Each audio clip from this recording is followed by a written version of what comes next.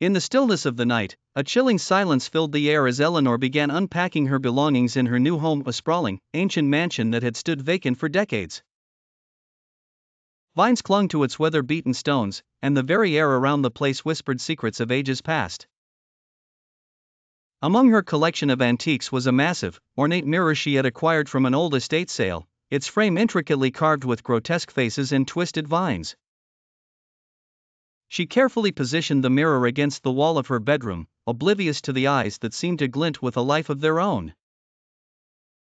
It was not until the long hand of the clock struck midnight that she noticed something peculiar.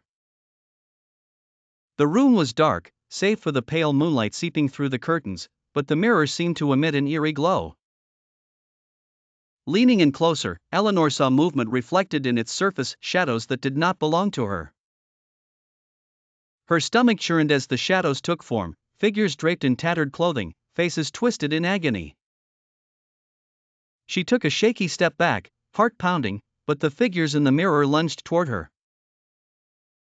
A scream froze in her throat as icy fingers seemed to reach out and grasp for her.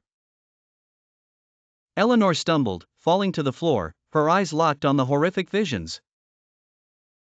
With a violent flash, the room was plunged into a sudden darkness, silence enveloping her once more. When she dared to open her eyes, everything seemed normal. The mirror stood in its place, reflecting only her pale, trembling form. Days passed, and Eleanor could not shake the feeling of being watched.